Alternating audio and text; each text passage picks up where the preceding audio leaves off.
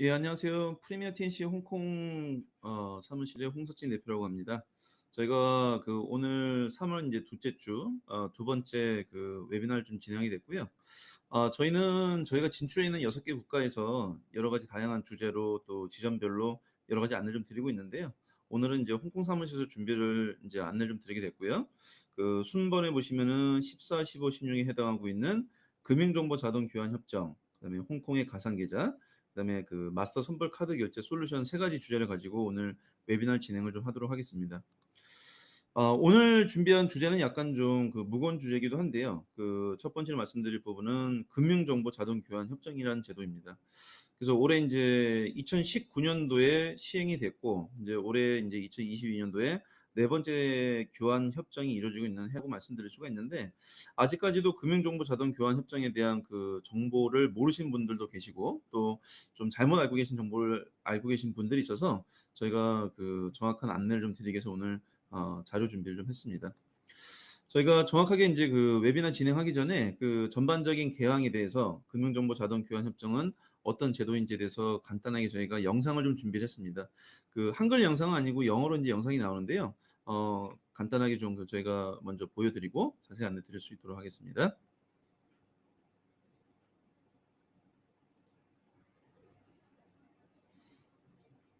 The automatic exchange of information. A simple explanation. Swiss banks. Clients from all over the world trust them. And here is why. They stand for stability, excellent quality, and for a high level of privacy protection. But a Swiss account and bank client confidentiality must not be misused to avoid paying taxes in one's home country. This is why the Swiss banks have decided for the future to adopt the international standard for automatic exchange of information, short AEOI. The AEOI aims at ensuring that tax offense via a foreign bank account is no longer possible. The Swiss banks are thereby making an important contribution to ensuring that only tax-compliant assets are deposited in Switzerland. More than 90 countries have already committed to adopting this new international standard. These include some of Switzerland's most important international competitors, such as London, Hong Kong, and Singapore. So how exactly does the automatic exchange of information work? Each year, the Swiss banks will disclose certain information about their foreign clients to the Swiss tax authorities. The prerequisite for doing so is that the respective client's home country is also taking part in AEOI and has signed an agreement with Switzerland. Swiss tax authorities then relay that information to the tax authorities of the client's home country. The authorities receive only tax-relevant information, namely, the client's personal information, so name, address, domicile, tax number, date and place of birth, the bank account number, the name and identification number of the bank, the account balance at the end of the year, and the gross investment income. And that's all. What clients spend their money on or which financial products they invest into remains private.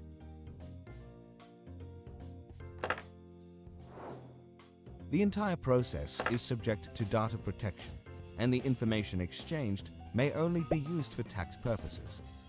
If a partner country does not observe these obligations, Switzerland can, as can all other participating countries, discontinue the collaboration and stop the supply of data.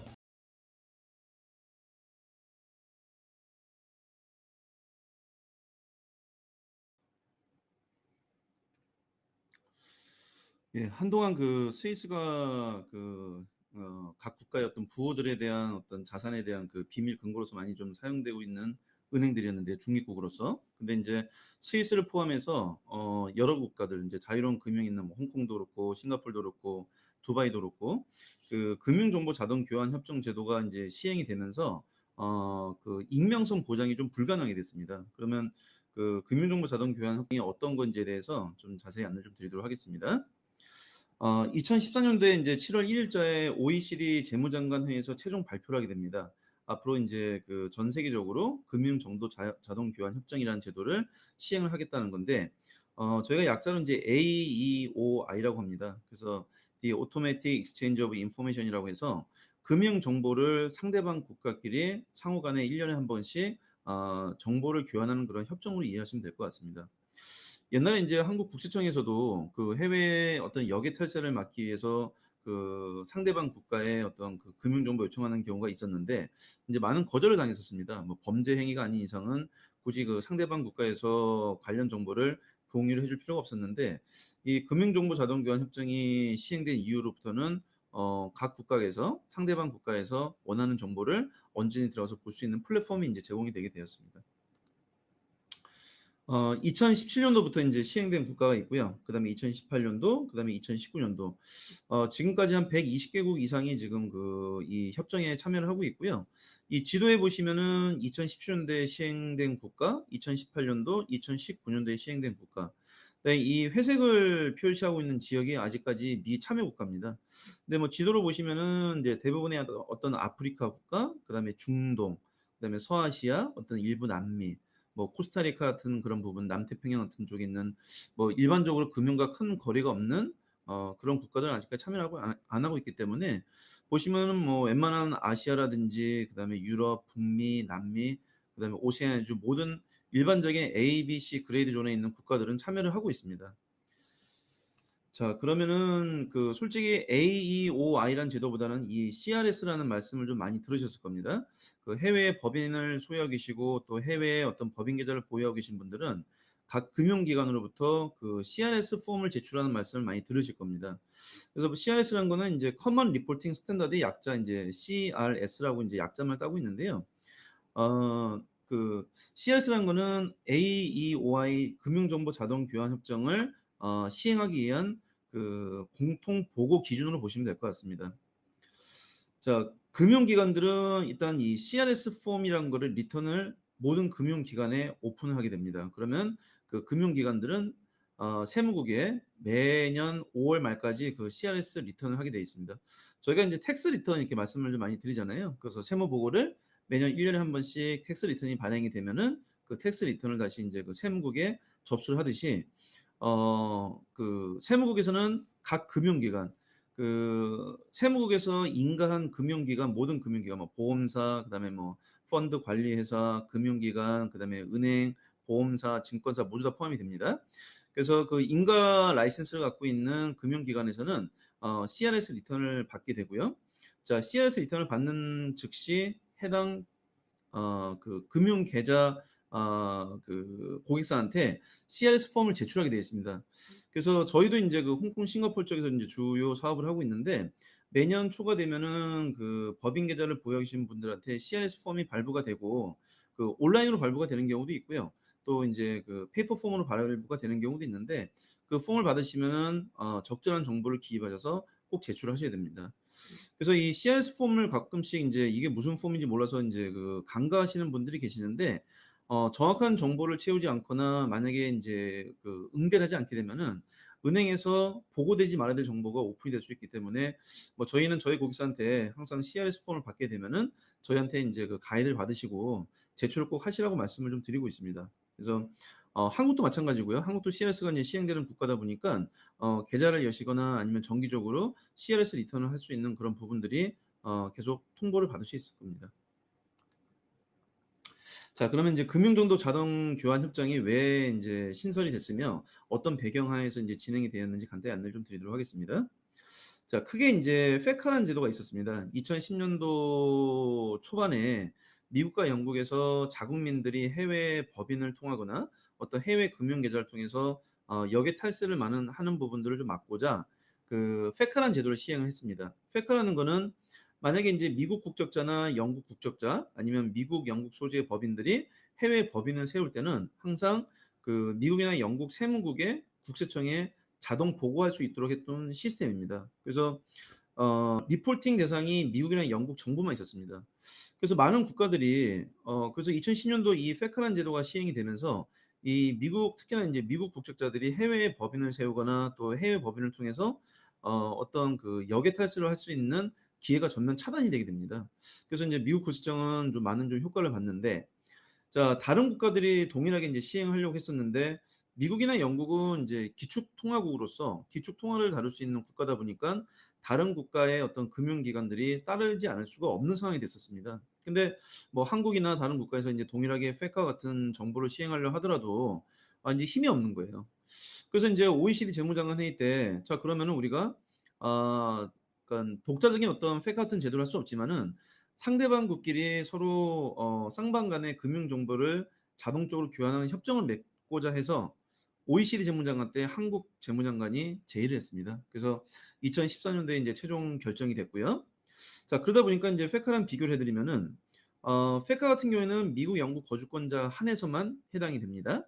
근데 CRS는 전 세계 납세권자입니다.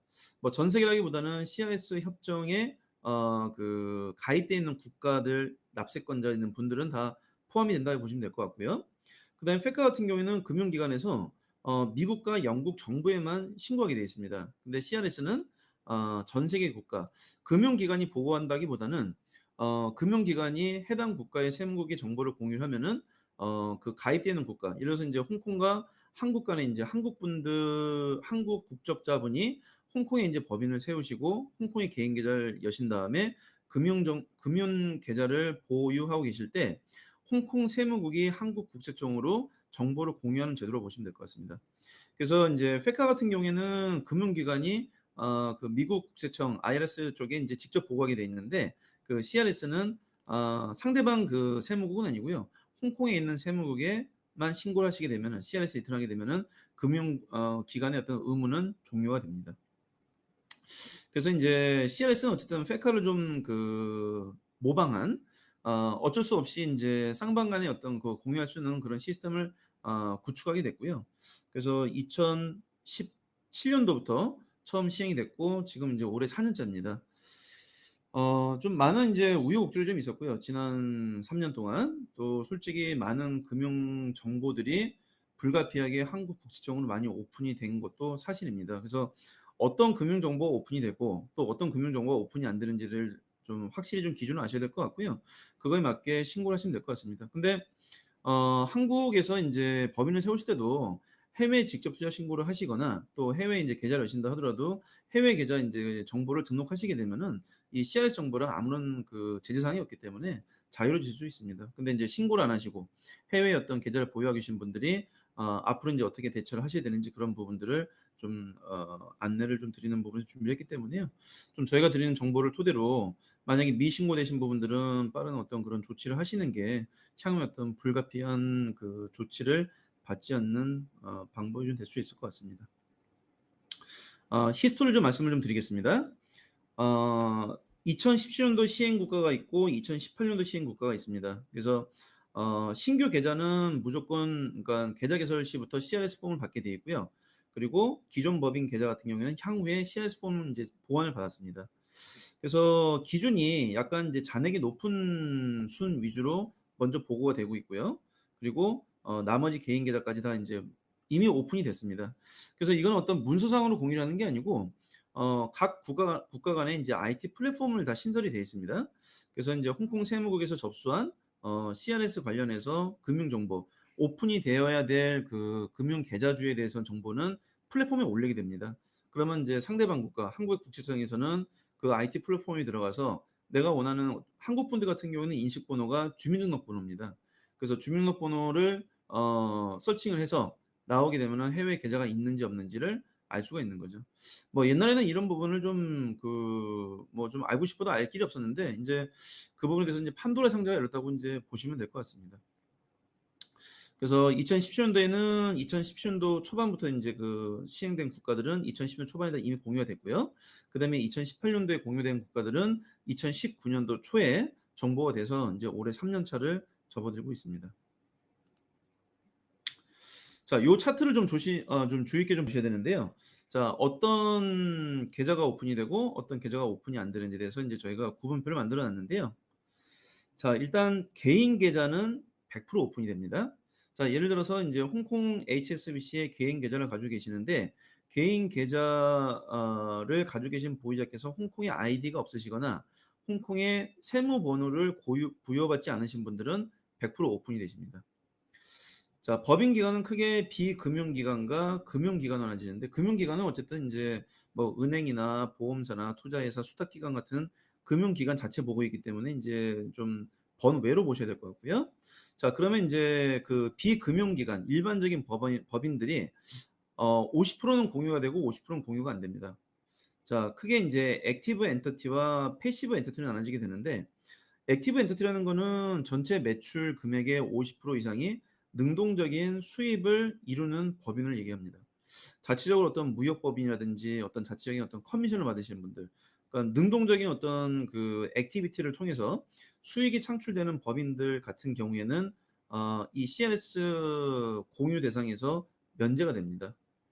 그 페카 같은 경우는 이런 예외 규정이 없습니다. 페카는 무조건 다 모든 정보들이 그 미국이나 영국의 세무국으로 오픈이 되게 돼 있는데, CRS 같은 경우에는 이제 이 선별해서 정보가 공유가 되다 보니까 어 지금 고객사분들이 갖고 계신 법인이 공유 대상이신지 아니면은 보고 대상이 안 되는지를 갖다가 확실히 규정을 아셔야 됩니다. 자, 그러면 이제 패시브 엔터티라는 거는 50% 이상의 수익이 어떤 그 수동적인 수익을 말하는 건데요. 수동적인 수익이라는 거는 어떤 투자 활동을 통해서 받는 배당이라든지 아니면 어떤 그 이자 소득이라든지, 그러니까 일반적으로 지주사가 많이 소요가 될 거고요. 홍콩에 지주사를 세우고 뭐 중국이나 베트남 쪽에 자회사가 있으신데, 자회사에서 들어오는 어떤 그 배당 수익이 주 소득일 경우에는 그 패시브 엔터티로 분류가 됩니다. 그래서 패시브 엔터티는 100% 보고 대상이 된다는 거.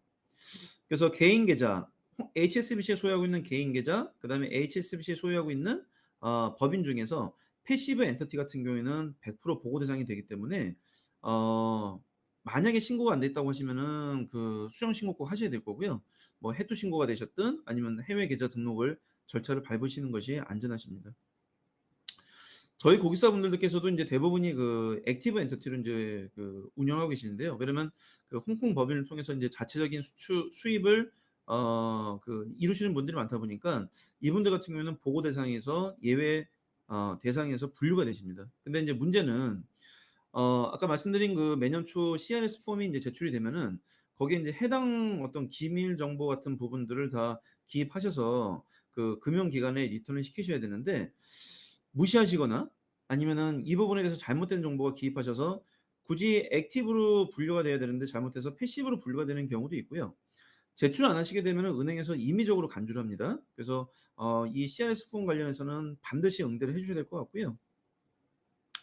자, 이 표에서 보시면 저희가 인제 그래서 2017 년도부터 예전에 인제 홍콩에 개인 계좌를 많이 보유하고 계셨어요. 저희 법인 가지고 계신 분들이. 또 계좌 열기도 상당히 쉬운 나라였고, 또 뭐 이런 관련 CRS 제도가 없다 보니까 뭐 그쪽 통해서 배당도 받으시고 그다음에 월급도 많이 받으시는 용도로 쓰셨는데, 저희가 뭐 2017 년도도 많은 인제 이 좀 안내를 좀 드렸고, 오픈돼 있는 개인 계좌를 한국 국세청에 등록하실 예정이 아니시라고 하시면은 불필요한 정보가 오픈이 될 수가 있기 때문에 다 그 폐쇄하시라고 말씀드렸던 게 좀 기억이 나고요. 자, 그러면 이제 어떤 정보들이 오픈이 되는지 좀 안내를 좀 드리도록 하겠습니다. 자, 아까 말씀드린 대로 개인 계좌와 법인 계좌 중에서는 이제 패시브 엔티티 법인 계좌가 이제 오픈이 된다고 말씀을 좀 드렸는데요. 개인 계좌는 이제 영문명, 그다음에 주소. 이제 저희가 은행 계좌 개설 신청할 때 그 한국 분들 같은 경우에는 주민등록등본 영문판 그 의무적 요청을 드리잖아요. 그래서 은행에서는 이런 주소 같은 부분을 필수 서류로 되어 있습니다. 그래서 한국 분들은 주민등록등본상에 명기되어 있는 영문 주소가 본인들 금융기관 시스템에 올라가 있고, 그 동일한 주소가 오픈이 됩니다. 그다음에 출생지, 여권으로 이제 인식을 할 거고요. 그다음에 생년월일, 그다음에 세금 납부 국가, 그다음에 납세자 번호. 그 CRS 관련해서 인제 그 OECD 그 웹사이트 들어가시면은 각 국가별 협정에 참여해 있는 각 국가별 그 세무 번호를 어떻게 인식할 수 있는지에 대한 정보가 다 오픈이 되어 있습니다. 그래서 한국 분들 같은 경우에는 인제 여권 첫 번째 페이지에 주민등록번호를 그 인식할 수 있게 되어 있습니다. 그래서 CRS 폼을 제출 안 하신다 하더라도 은행에서는 그 OECD 그 정부 사이트에 나와 있는 그 가이드라인에 따라서 납세자 번호를 추출을 해서 정보를 오픈하게 되어 있고요. 한국 분들 같은 경우에는 주민등록번호, 그다음에 이런 정보들이 한국 국세청 플랫폼으로 올라가게 됩니다. 그래서 금융정보 같은 경우에는 이제 계좌 잔액, 연말 계좌 잔액입니다. 12월 31일자. 그다음에 투자 수익, 그다음에 금융 자산의 어떤 판매 수익 부분이 정보가 되고요. 어떤 거래 내역 같은 그런 정보들은 오픈되지 않습니다. 근데 인제 뭐 개인 계좌 공보 자체가 인제 오픈이 된다는 거는 뭐 국세청에서 계속 인제 추심할 수 있는 부분이다 보니까 뭐 원치 않으신 분들은 아예 인제 그 원천 봉쇄를 하셔야 될 것 같고요. 개인 계좌는 보유하시면 안 될 것 같고요. 자, 그러면 인제 그 패시브 엔티티 법인 계좌는 어떤 정보가 들어가는지 보겠습니다.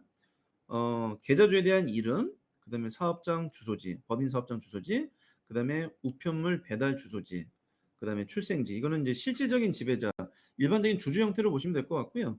그 홍콩 법인, 그다음에 싱가포르 법인의 주주, 실질적인 지배자에 대한 출생 국가가 들어갑니다. 그다음에 생년월일, 여권에서 인식을 시킬 거고요. 그다음에 납세 대상 국가. 납세 대상 국가는 그 법인이다 보니까 법인의 어떤 그 납세 대상 국가가 어디인지를 인제 인식하게 돼 있습니다. 그다음에 납세자 번호, 인제 홍콩의 사업자 등록증에 있는 그런 이제 사업자 번호로 보시면 될 것 같고요. 설립 국가, 설립 형태, 뭐 법인 형태인지 지점 형태인지, 그다음에 실질적 지배 형태, 그 주주 정보가 인제 대부분의 형태로 인제 들어갈 수가 있는데 금융 정보도 계좌 잔액, 연말 계좌 잔액입니다. 그다음에 투자 수익, 금융 자산의 판매 수익 같은 게 있을 경우에는 오픈이 되게 되어 있습니다.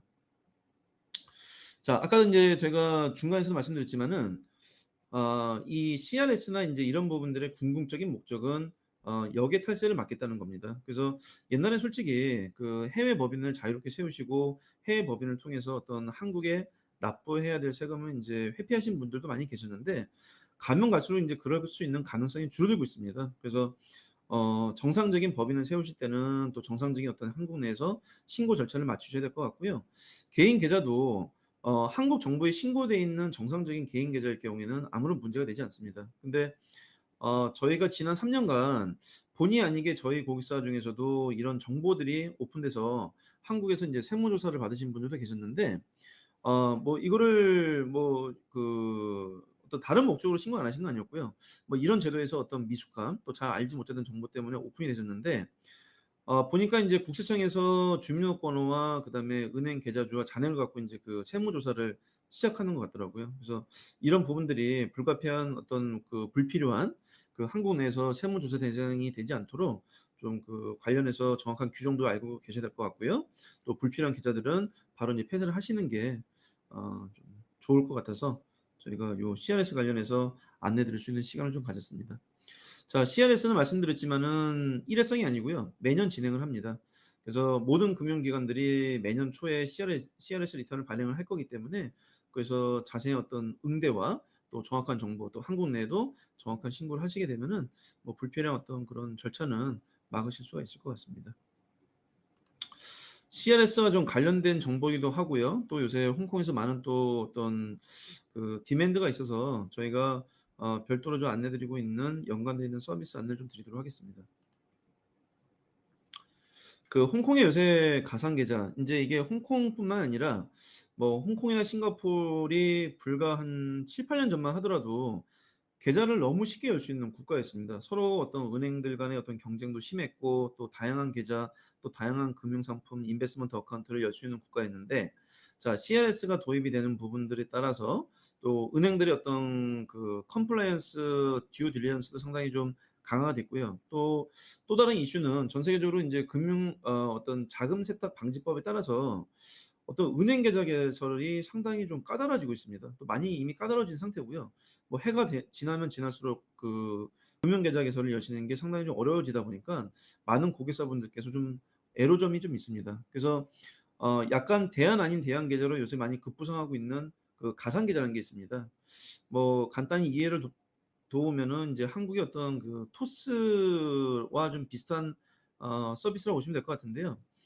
그 수많은 이제 핀테크 회사들이 여기 현지 인제 금융기관들이랑 뭐 HSBC, 뭐 스탠 차터드 뱅크, DBS 은행이랑 협업을 하면서 본인들이 열고 있는 보유하고 있는 계좌를 약간 어떤 그 셀을 나눠 주는 형태로 가상 계좌를 운영하고 있습니다. 가상 계좌라는 거는 일단 은행은 아니고요. 버추얼 어카운트라고 해서 하지만은 인제 은행과 동일한 형태로 쓸 수는 있습니다. 동일하게 인제 법인 계좌 개설이 가능하고요. 개인 계좌는 안 되고요. 법인 계좌명으로 그 어카운트가 발부가 됩니다. 그래서 은행에서 일반 은행에서 그 제공해 주고 있는 그 멀티 어카운트도 제공이 가능하고요. 뭐 송금, 입금 관련 업무 다 가능합니다. 근데 인제 이게 이제 가상 계좌다 보니까 어떤 카운터 서비스, 지점 가셔 가지고 하셔야 되는 서비스는 불가능하고요.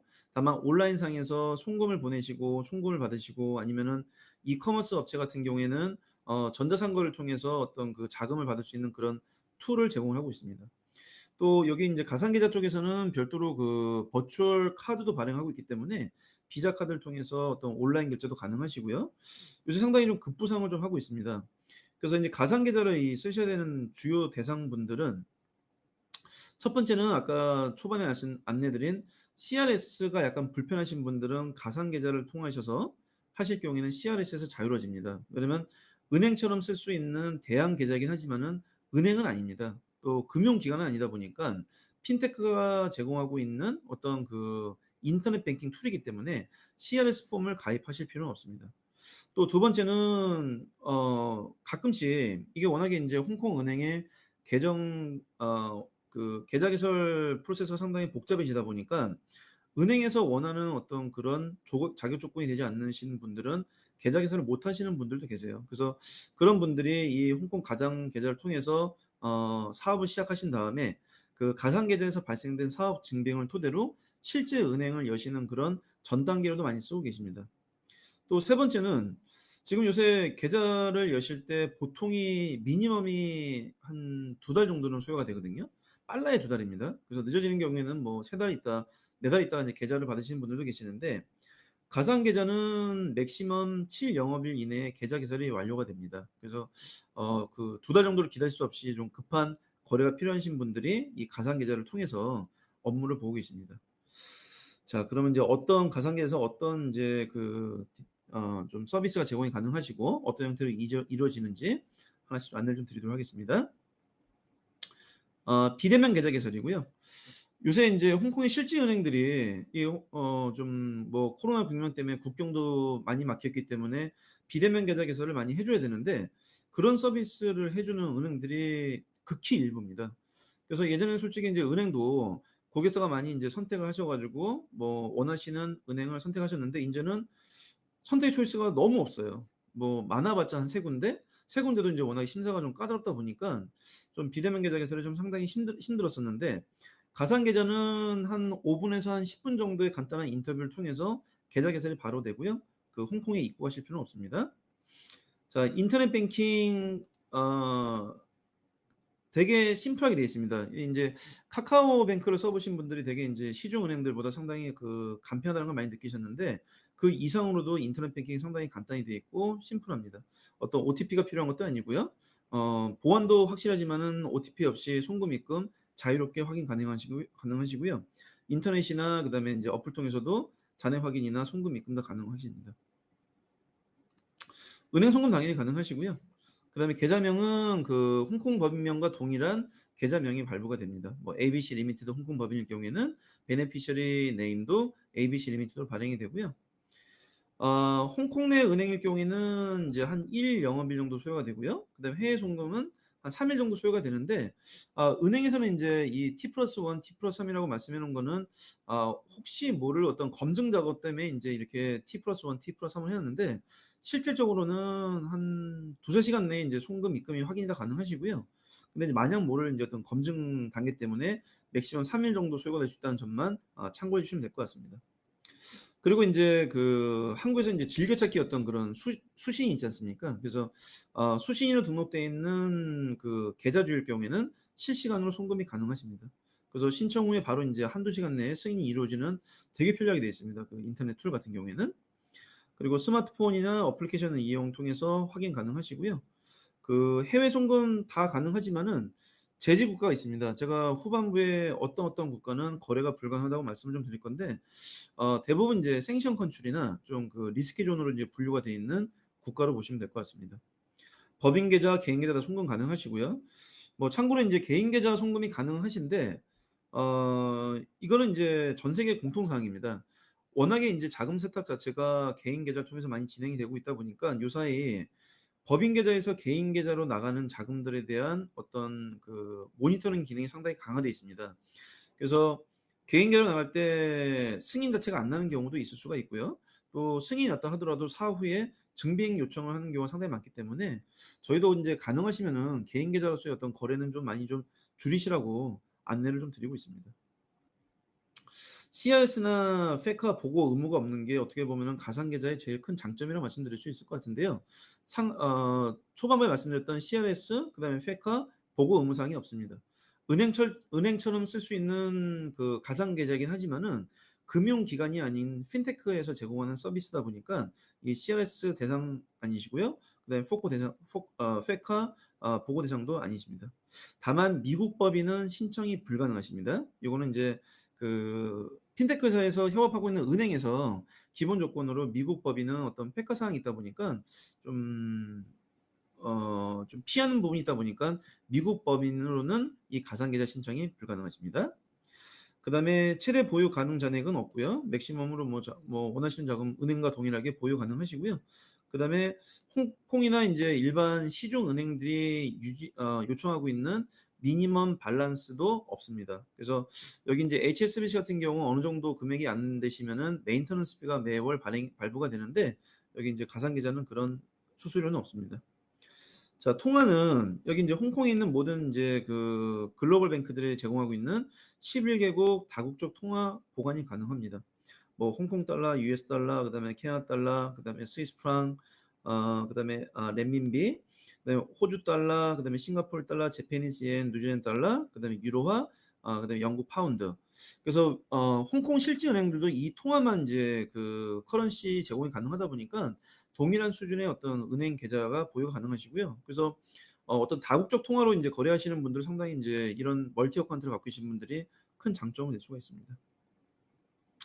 자, 그다음에 인제 송금식 유의 사항이 하나 있습니다.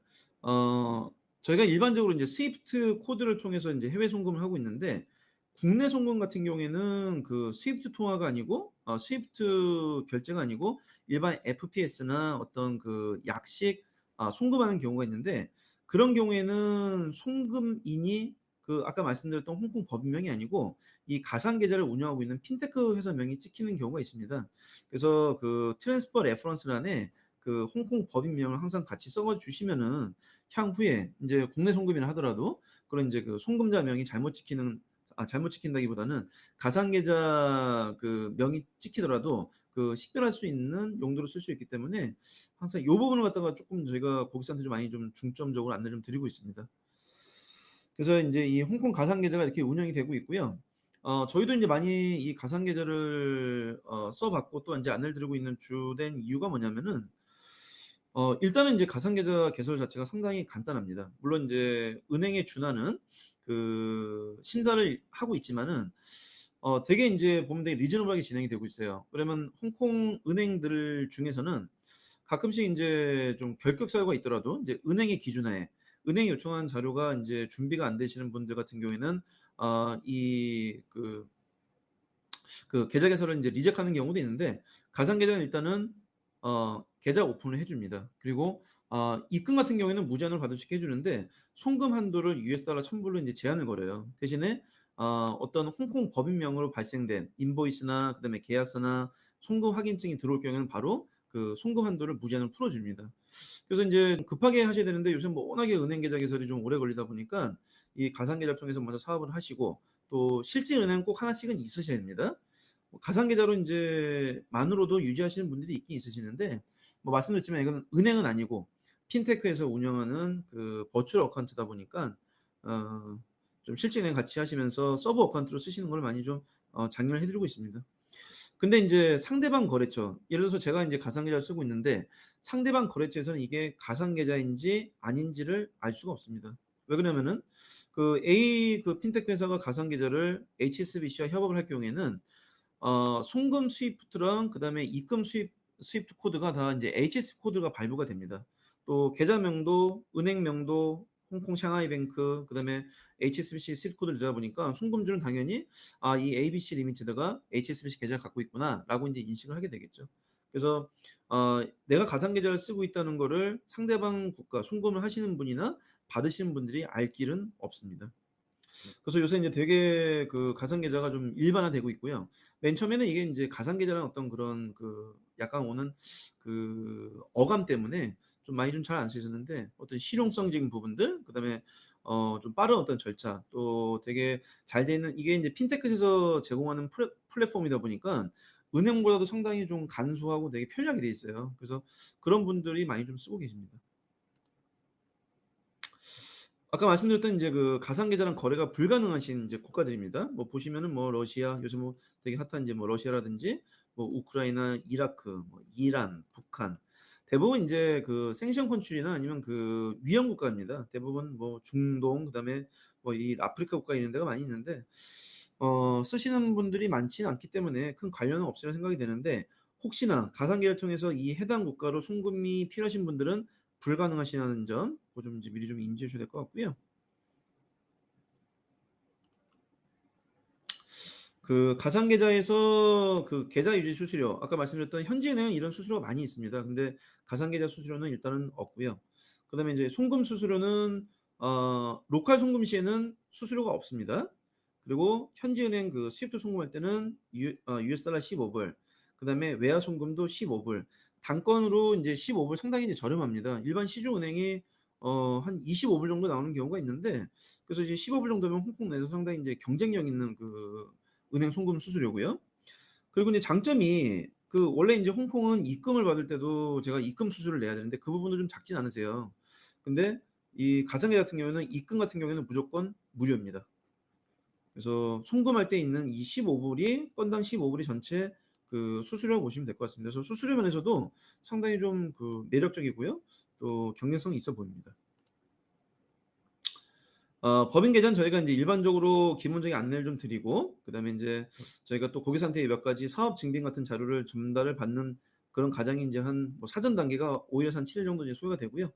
그리고 저희한테 서류를 보내주시고 저희가 그 이 가상 계좌 개설 신청을 대행을 해 드립니다. 그러면 한 1일 정도 소요가 되고요. 그다음에 승인 절차가 한 5 일에서 7일 정도 말씀을 좀 드리고 있는데 보통 실질적으로 인터뷰를 하고 나신 다음에 2일 정도 지나고 나시면은 계좌 발급이 완료가 됩니다.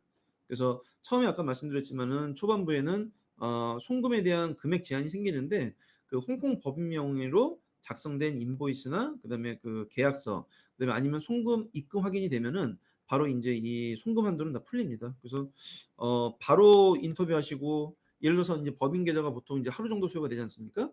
그러면 홍콩 법인 하루 정도 소요되시고 은행 계좌 개설 뭐 물같이 흘렀을 경우에는 한 3-4일 내에 법인 설립부터 어떤 프로포마 인보이스나 계약서에 작성할 수 있는 계좌 번호를 받을 수 있는 기간이 베스트 일정으로 말씀드리면 한 4일 정도 그다음에 늦어도 7일 정도에는 모든 준비 단계가 끝난다고 보시면 될 것 같습니다.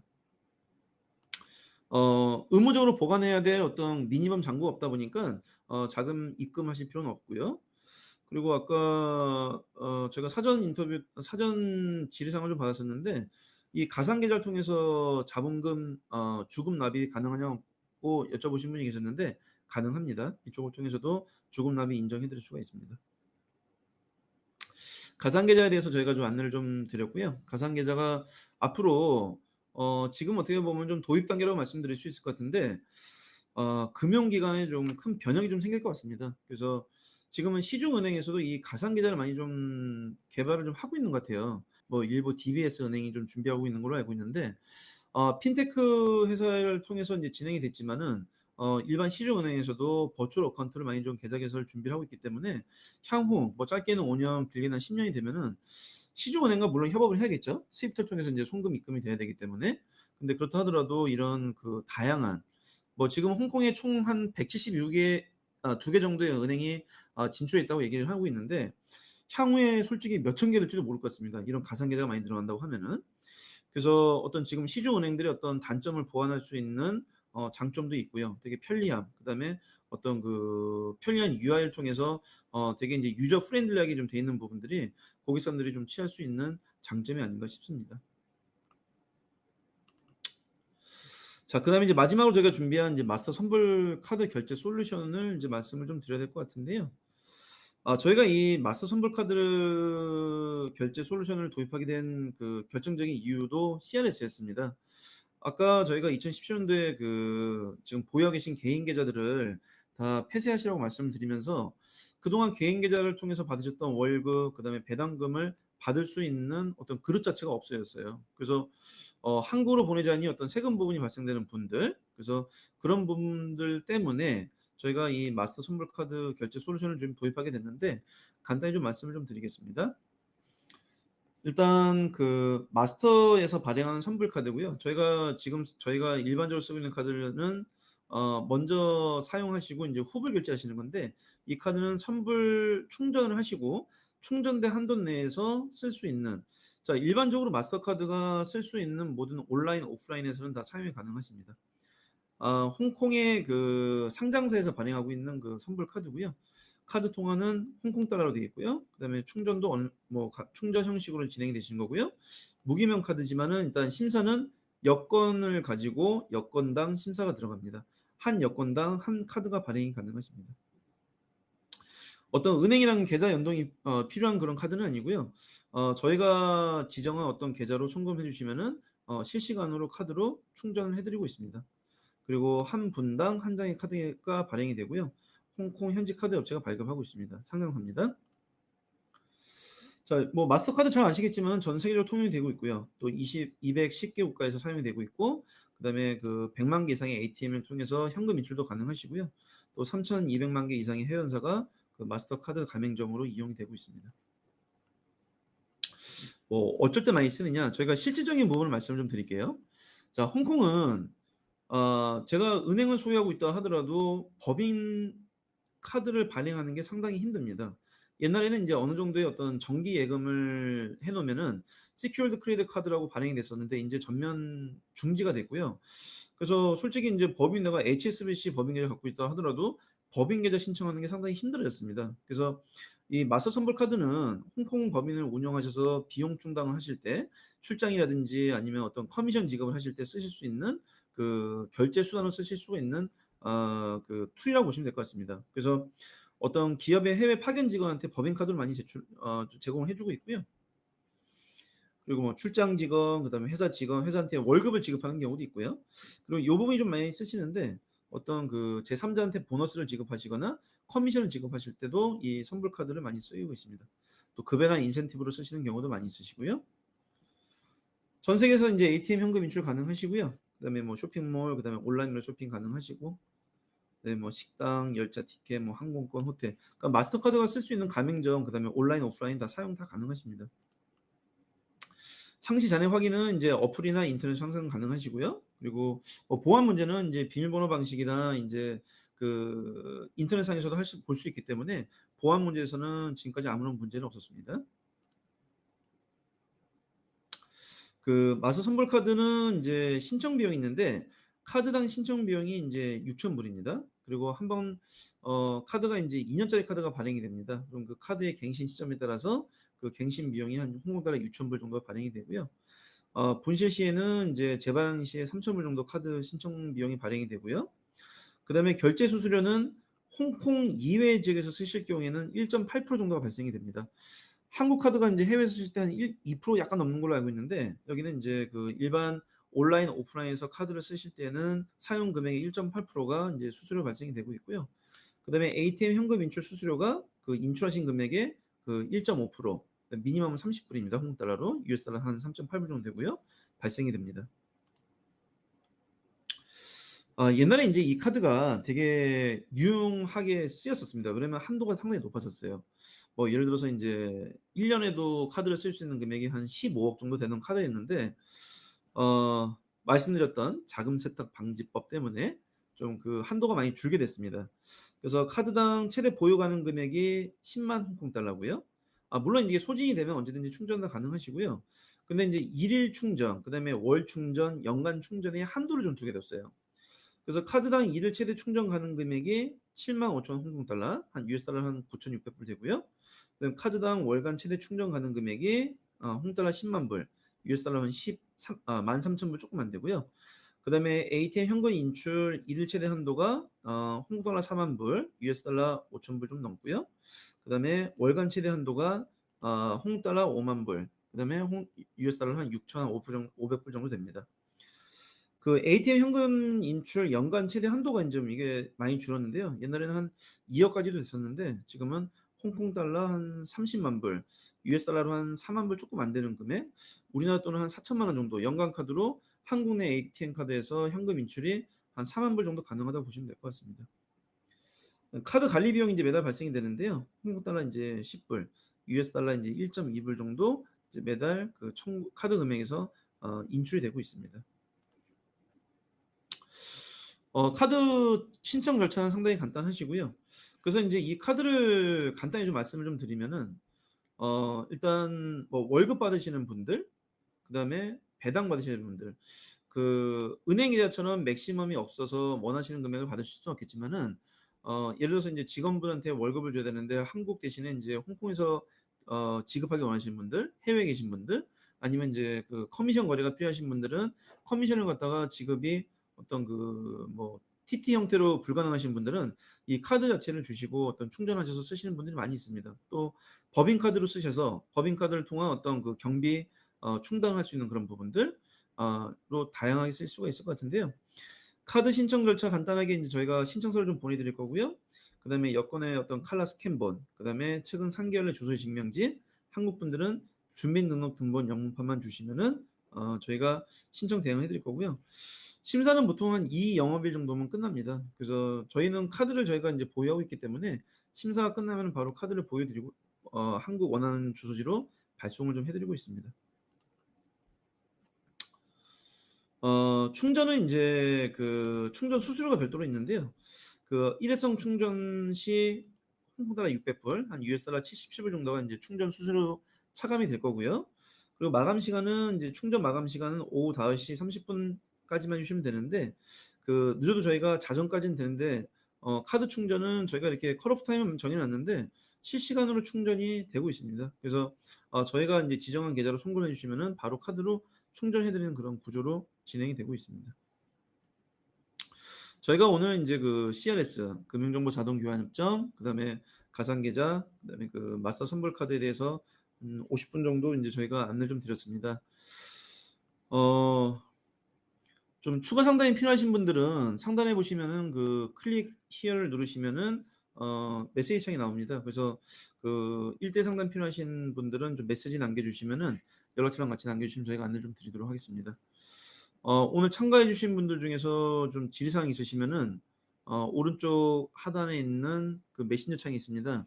그쪽으로 좀 메시지를 남겨 주시면은 저희가 실시간 안내를 좀 드리도록 하겠습니다. 필요하신 분들은 추가 질문사항 있으시면 좀 질문 남겨 주시고요. 그동안 제가 좀 사전에 받은 질의사항에 대해서 안내를 좀 드리도록 하겠습니다. 법인카드 활용 경비 처리 방법에 대해서 알고 싶습니다. 그 여기 인제 홍콩이나 싱가포르의 법인을 보유하고 계신 분들이 주로 인제 현지에 안 계시고 그 주변 국가나 한국에 많이 계시는데 그러다 보니까 인제 경비를 충당할 수 있는 부분이 좀 많지가 않은 거예요. 그래서 이 마스터카드를 통해서 영업 비용이나 어떤 그 비용이 인제 준비가 되시면 일반 경비 부분들을 국가는 상관이 없습니다. 어디에 됐든 간에. 그 한국에서 어떤 쓰신 영업비, 그다음에 출장비 정리해서 저희에 주시면은 저희가 해당 국가의 일반 법인 경비로 처리가 다 가능합니다. 그래서 이제 일반적으로 저희가 한국 내에서 쓰시는 법인 카드 형태로 쓰신다고 보시면 될 것 같고요. 그 법인 내용 경비 내용만 나중에 주시면 저희가 회계 처리를 100%해 드릴 겁니다. 그리고 한 가지 좀 질문이 더 있었는데 자 그러면 인제 이 간단한 처리 방법 말씀을 드릴게요. 일단 예를 들어서 인제 홍콩 달러 10만 불을 충전하시려고 저희가 지정한 그 계좌로 송금하셨을 경우에 회계 처리는 어떻게 되냐면은 기본적으로 그 등기사 앞으로 가지입금 처리해 놓습니다. 10만 불을. 그리고 나중에 인제 10만 불에 대해서 법인카드를 쓰신 내역이 9만 불 정도가 들어왔다. 그럼 저희가 9만 불을 비용으로 처리해 드릴 거고요. 그리고 가지입금에서 그다음에 들어온 기용 총 비용 금액에서 상기 처리합니다. 그러면 가지입금은 10,000 불만 남게 되고요. 그 10,000 불도 나중에 비용을 주시면은 그 가지입금은 0으로 인제 떨어지게 됩니다. 그래서 이런 식으로 저희가 그 법인카드 이게 선불카드다 보니까 후불카드야 인제 쓰신 거에 대해서는 경비 비용 정산하시면 되시는데 선불카드다 보니까 가지입금 처리 먼저 하고 그다음에 어떤 그런 비용 처리한다는 점이 그 일반 후불 카드랑 틀리다는 점만 좀 인지해 주시면 될 것 같습니다. 홍콩 법인이 있으나 법인 계좌가 없습니다. 법인 계좌가 없는 상태에서 가상 계좌 발급이 가능한지, 그 가상 계좌의 자본금 이체도 괜찮은지 궁금합니다. 법인 계좌랑 가상 계좌랑은 어떤 그 연관관계가 있는 건 아니고요. 법인 계좌가 있다 하더라도 가상 계좌 발급 추가로 가능하시고요. 법인 계좌가 없다 하더라도 가상 계좌를 발급 가능하십니다.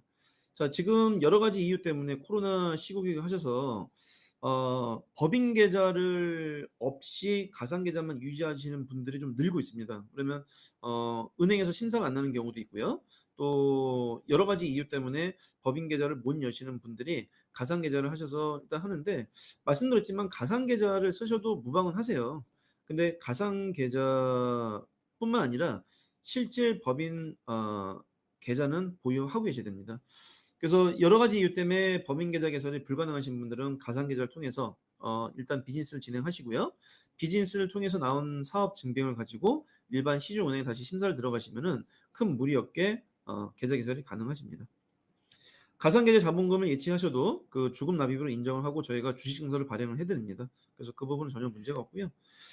이게 이제 법인 실질적인 은행의 법인 계좌냐 아니면 가상 계좌냐에 대한 차이는 없습니다. 다만 실주체가 내가 계좌를 연 곳이 실제 은행인지 아니면 핀테크가 현지 은행과 협업을 통해서 어떤 셀을 공유해주고 있는 가상 계좌인지에 대한 차이만 있는 거지, 사용 방법과 사용 용도에서는 모두 동일하기 때문에 그에 대한 차이는 전혀 없습니다. 예, 별도 질의사항이 오늘 좀 접수된 건 없는 것 같아서 지금 한 50분 좀 지났는데요. 좀 짧지 않은 시간 동안 저희 그 웨비나 참여해 주셔서 감사드리고요. 오늘 뭐 홍콩도 그렇고 싱가포르도 그렇고 대만에 어떤 보유하고 계신 분들, 또 대만에 어떤 실질적으로 진출하시려고 하는 분들이 좀 많이 좀 참여를 해 주셨는데 선거임에도 불구하고 시간 감사드립니다. 저희가 어, 저희가 6개국에 진출해 있습니다. 홍콩, 싱가포르, 베트남, 대만, 말레이시아, 한국 6개국에서 저희가 이제 비즈니스를 하고 있는데, 해당 국가의 진출에 필요한 여러 가지 정보를 저희 동영상, 유튜브 동영상이나 여러 가지 블로그나 또 그 매월 한 차례씩 각 지점별로, 각 국가별로 이 웨비나를 진행하고 있기 때문에 저희가 관련 일정에 대해서는 저희 SNS 계정에서 매주 단위로 그 일정을 공유해드리고 있기 때문에 일정 보시고, 또 홍콩뿐만 아니라 다른 국가에도 여러 가지 주제로 많은 참가해 주시면 감사드리겠습니다. 오늘 짧지 않은 시간 참가해서 감사드리고요. 프리미어 TNC 홍콩 사무실의 홍석진 대표였습니다. 고맙습니다.